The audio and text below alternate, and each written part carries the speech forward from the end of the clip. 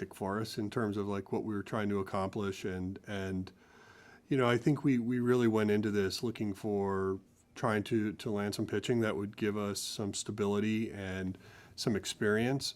You think about the last few months, it seemed to be like when we weren't being able to get deeper into games, it really had an adverse effect on us. So that was certainly one of our goals. And we also wanted to try to do it in a way that we wouldn't be giving up a lot of future talent. And so that was something that was sort of critical in our decision making. And needless to say, obviously today we felt like we took a couple steps forward without having to sacrifice our future. So, overall, we still want to compete. Hopefully we can get on that run and make a little noise still in the Central. First question, Jim Hayes, Bally Sports Midwest. Hey, Mo, were you guys at all close to landing any other kind of deal with it? I know you were pursuing other things too. Were there any times where you thought you were close to maybe heading in another direction outside the guys that you ended up with? Yeah, obviously it's a sort of vague question, but and I can't get into specifics on like where we were, who we were chasing, and all of that. But yeah, I mean, there were multiple times we thought we were getting closer on some things, and that over the last really 48 hours just didn't happen. And when we got in this morning, I thought for sure we were going to end up with someone, and that didn't happen, and so we ended up where we were. But as you can imagine, in this type of business and in these types of timeframes, you do throw a lot of different things up against the wall, seeing what might stick. And for us, we still believe in this team, but we also still believe in where we're going next year.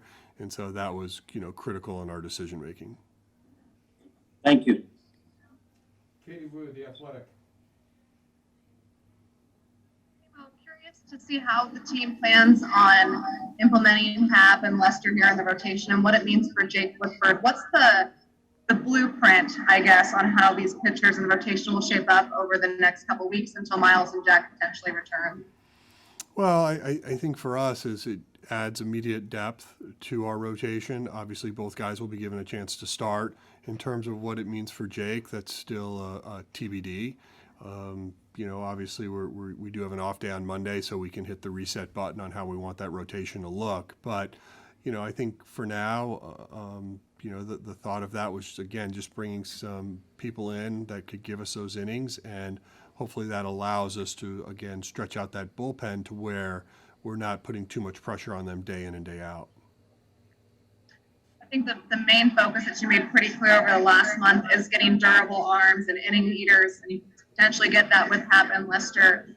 Is this kind of I know their numbers haven't reflected much success over this season, but is the plan here to kind of turn them into a Wade LeBlanc-esque kind of starter where they can get 5 innings or so and hopefully turn over to the bullpen from there? That's sort of the baseball model right now, right? Like how people are using starters. But I also think, taking 2 guys that can take advantage of this ballpark. Obviously, it's a pitcher-friendly ballpark, and hopefully that allows them to have more success as part of the equation as well.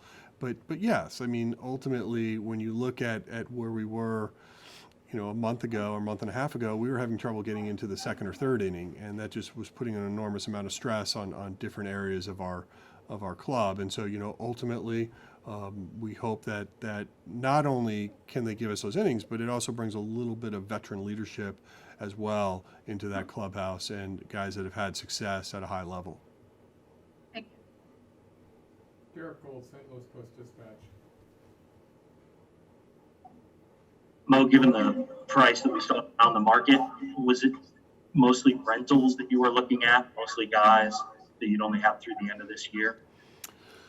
I think one of the things that we were focused on was to try to see about if there could be something that we could key in on for 2022 or beyond. But I mean, as you could see, that wasn't really something that was available. I mean, there were a couple players that were moved that had that type of control, but I think you saw what the price was to get that type of player, and for us, it just didn't make sense.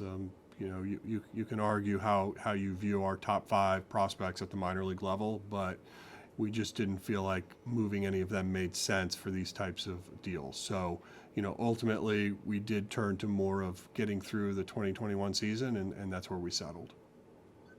You touched on it a little bit. Is this a case where do these moves make your team better, or is it just a matter of where it stops it from getting worse? No, I hope it makes us better, first off.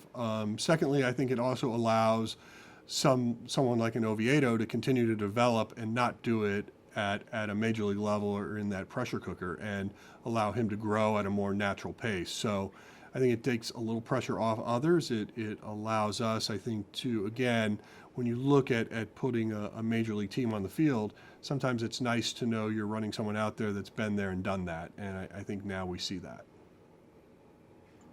Last question I want to ask you. These are a couple of guys who were available as free agents this past winter, and you were very confident in the pitching depth that you had. Just in general terms, the winding road that pitching has taken you this year with injuries and trying to hold on to find your way back to a couple of guys who are available just for cash.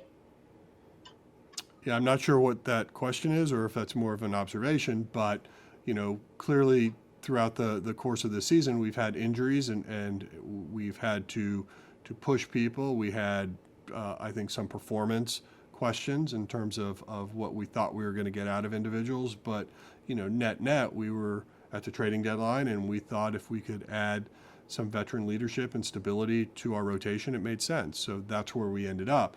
Obviously, in a perfect world, the decisions you're making in the offseason play out. You don't have injuries, and you get through the year. So I think that answered what you were asking, so hope I got that right. Brendan Schaefer, KMOV TV. Mo, specific to John Lester, was familiarity, seeing him on the opposing side so many times over the years, was that a factor in you guys going after him, knowing what he's capable of and hoping he can kind of recapture some of that for you?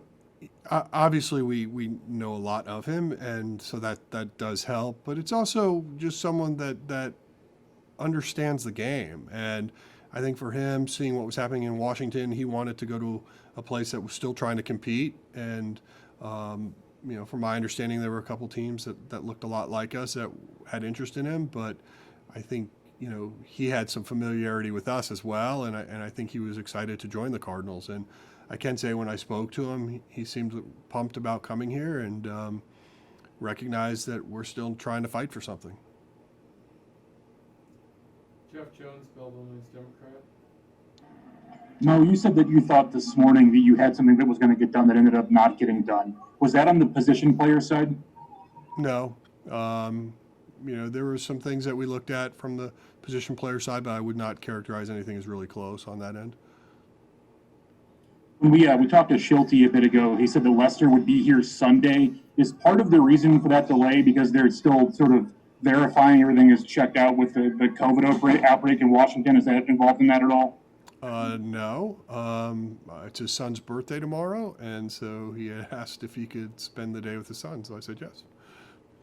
Got it. The last one for me, sort of now that you've seen how these last 2 months played out, obviously with the ultimate benefit of hindsight, is there a wish that maybe there had been more aggression in the market earlier this summer, given kind of the way the deadline played out and the way that prices sort of seemed at least to increase as we came down to it here today?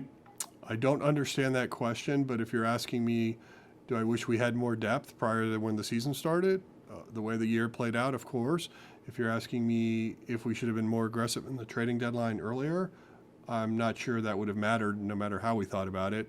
Ultimately, you get the highest return by waiting the longest, because then you create a market, and you ultimately saw over the last couple of days what people had to pay for premium talent. Ben Frederickson, St. Louis Post-Dispatch.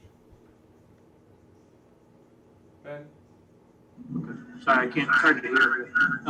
Mo, I know you don't comment on the individual discussions you've had, but there was sometimes you've addressed reports of players when they come out. Did you guys have any interest in discussing Trevor's story, or were there any conversations you had leading up to the deadline about potentially adding him? Not talking about specific players, but you know, clearly when you're looking at premium talent and what was being asked for in the market, it was just not something where we were looking to give up one of our top 5 prospects.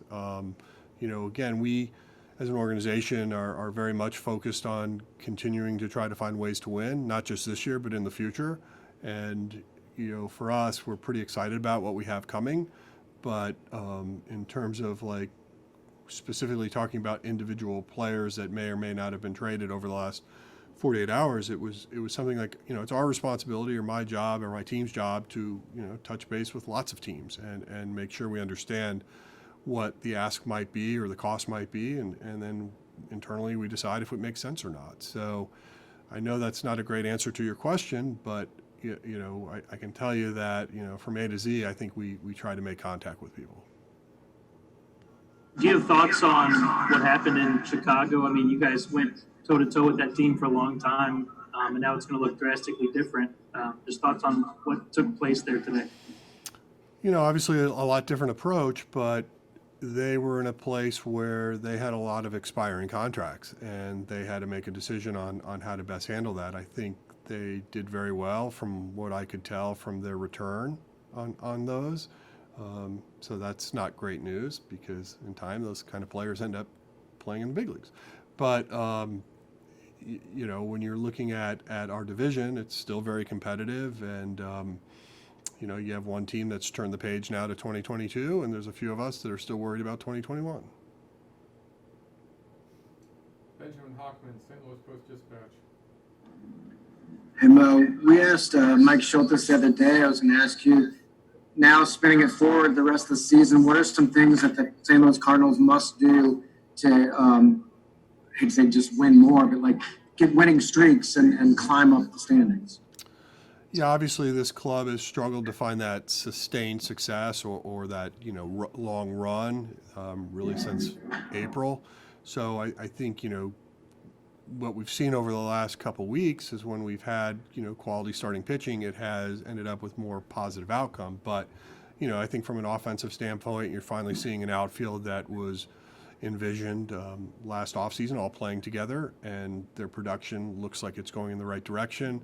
I think overall it comes down to simply just playing good baseball, meaning get good starting pitching, quality bullpen, solid defense, which we still believe we have a good defensive club, and of course timely hitting. And I think all of those things have been a focus at some point or another during the season, and now you've got to put it all together.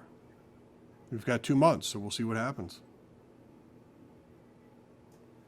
All right, thank you, Mo. We will try to make Jay half available before the end of batting practice. If not, we'll try to get